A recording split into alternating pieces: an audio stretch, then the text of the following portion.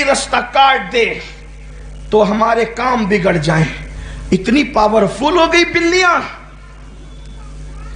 اتنی طاقتور ہو گئی بلیاں کہ وہ آپ کا کام بگاڑ سکے. پھر کام بگاڑنے کے لیے آپ کو کسی کو کچھ کرنے کی ضرورت ہی نہیں. 10-20 بلیاں پال لیجئے، جو نکلے اس کے آگے بھجا دیجئے، سب کے کام بگڑتے رہیں گے.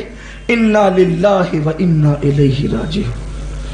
جو مذہب تہمات پرستی کو مٹانے کے لیے آیا تھا، اس مذہب کے ماننے والے تہمات پرستی میں مبتلا. کوئی کانے کو دیکھ لے تو دن بھر اچھا نہیں جائے گا، کسی بیوہ کو دیکھ لے تو دن بھر اچھا نہیں جائے گا. بیوہ ہماری شادی کی رسومات میں آ جائے گی تو شادی کے اندر خوشیاں ختم ہو جائے گی. میرے آقا صلی اللہ علیہ وسلم کے غلاموں، اگر کوئی بیوہ منحوس ہوتی تو اللہ جانے کائنات کو کسی بیوہ کی گود میں پیدا نہ فرماتا. اگر کوئی بیوہ منحوس ہوتی تو حضور علیہ السلام کی پہلی بیوی بن کر آنے کا شرف کسی بیوہ کو نصیب نہ ہوتا. وہ تو ایک مرتبہ نہیں بلکہ 2 مرتبہ بیوہ ہو چکی تھی. مگر قربان جائیں، جب اس بیوہ کو میرے نبی نے سہاگن بنایا تو کتنا پیار کیا کہ ان کی موجودگی میں میرے نبی نے دوسرا نکاح تک نہیں کیا.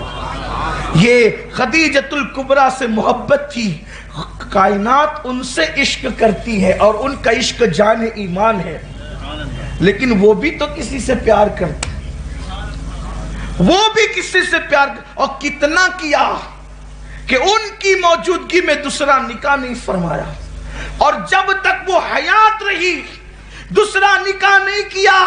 اور جب وصال ہو گیا تو پھر ازواج مطہرات کی کثرت تھی، ان کے درمیان بھی خدیجۃ الکبریٰ کی منقبت بیان کی جاتی تھی، سیدہ خدیجہ کے مرتبے بیان کیے جاتے تھے. تو میرے پیارے آقا علیہ السلام کے دیوانوں، رسومات میں، شادی کی رسومات میں اگر مائیں اور بہنیں موجود ہیں، بیواؤں کے آنے سے خوشیاں ختم نہیں ہوتی بلکہ خوشیاں بڑھ جایا کرتی ہیں. اور بات یاد رکھنا، تہمات سے نکلو. میرے آقا علیہ الصلوۃ والتسلیم فرماتے ہیں، حدیث پاک کا مفہوم ہے، جو تقدیر پر یقین نہ رکھے وہ میری امت کا فرعون ہے. فرعون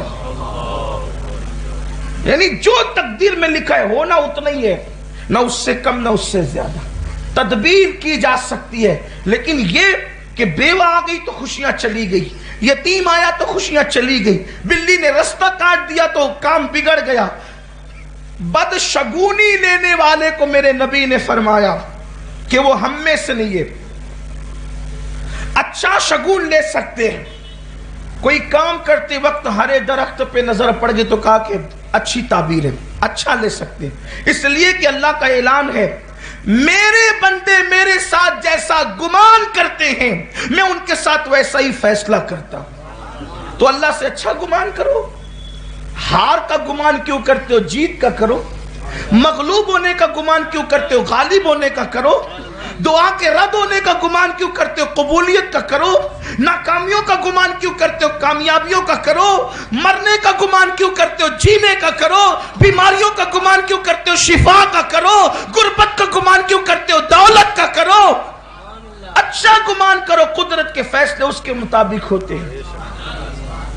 مجھے ایک واقعہ یاد آیا کہ کچھ لوگوں تہمات پرستی میں اتنے ڈوبے اب تک نہیں نکلتے.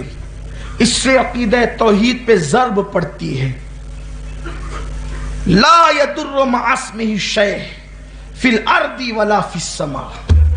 کوئی زمین اور آسمان کے اندر ایسی چیز نہیں ہے جو اللہ کے نام کے ساتھ نقصان دے سکے. نفع اور ضرر کا مالک صرف اللہ ہے. فائدہ اس کی مرضی سے، نقصان اس کی مرضی سے. من یهده اللہ فلا مضل لہ ومن یضللہ فلا ہادی لہ. اللہ جسے ہدایت دے اسے کوئی گمراہ نہیں کر سکتا. اللہ جسے گمراہ کرے اسے کوئی ہدایت نہیں دے سکتا. اللہ جسے نور دے اسے کوئی ظلمت نہیں دے سکتا. اللہ جسے ظلمت دے اسے کوئی نور نہیں دے سکتا.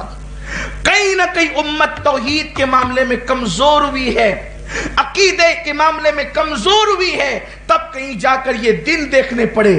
ورنہ مسلمانوں کا حال یہ تھا کہ اللہ اکبر جدھر رخ کرتے उधर के हालात बदल जाते थे। जिस गली में कदम रखते बहारें उतर आती थी।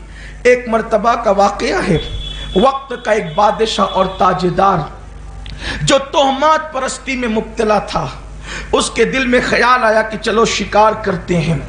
शिकार करने के लिए अपने घर से निकला फौज फाटे के साथ। बहुत तोहमात परस्ती में मुब्तला था। उसका नजरिया था कि कोई काला दिखेगा तो दिन अच्छा नहीं जाएगा, कोई भेंगा दिखेगा तो दिन अच्छा नहीं जाएगा, कोई काना दिखेगा तो दिन अच्छा नहीं जाएगा। इत्तेफाक से बेचारे एक काने की शामत आ गई। ये फौज फाटे के साथ बादशाह जा रहा था, सामने देखा तो काना। बोले कि आज तो दिन सारा के सारा खराब गया। जा रहे हैं शिकार के लिए, ये काना कैसे सामने आ गया। कहा इस बदबख्त को, बस इस बदकिस्मत को पकड़ो और इसको अंदर जेल में डाल दो। शाम को फैसला करेंगे करना क्या है। हालांकि उसने तो ये कहा था इसको कत्ल ही कर दो, लेकिन किसी अच्छे नेक दिल वजीर ने कहा था सुबह सुबह कत्ल क्यों करते हो किसी को, कैद कर दो, दिन अच्छा गया तो ठीक है वरना कत्ल कर देना। ऐसे ही हुआ, कैद कर दिया बेचारे को उठाकर। बादशाह था, बादशाहों को कौन रोक सकता है। उसने अंदर डलवा दिया। गया खुदा का करना ये कि इतने मोर, इतने हरन और एक से एक जानवर उस दिन शिकार में आए, तो पूरे पिंजरे भर करके खूब खुशी खुशी आया। आने के बाद वो वजीर ने जिसने कहा था कि भाई कैद कर दो, शाम को देखेंगे क्या होगा, बादशाह मूड में था, खुश था। उसने कहा, वजीर ने कहा अब उसके बारे में क्या हुक्म है। कहा कि बात छोड़ दो उसको, दिन ही अच्छा गया तो छोड़ दो उसको। वो आया और उसने कहा मैं घर नहीं जाऊंगा, पहले मुझे बादशाह के पास लेकर चलो, मुझे बादशाह से दो बात करनी है। बादशाह के पास गया लेकर के। कहा बादशाह सलामत क्यों छोड़ा, कत्ल कराओ। तो कहा नहीं, सुबह को आप दिखे थे तो गुमान ये था कि अच्छा दिन नहीं गुजरेगा, इसीलिए तो कत्ल करवा रहे थे। किसी ने कहा कि डाल दो जेल में, शाम को देखेंगे, देखो कितना शिकार करके लाया हूं, इतने मोर, इतने हरन, इतने ये, उतने वो, उतने वो। कि अगर जान बख्शिए तो एक बात कहूं, आपने मुझे मनहूस कहा था ना, काना दिखा तो आपने मुझे देखा तो आपका दिन इतना अच्छा गुजरा कि सारे पिंजरे जानवर से भर गए। लेकिन सुबह सुबह मैंने आपको देखा तो पूरी दिन जेल की हवा खानी पड़ी।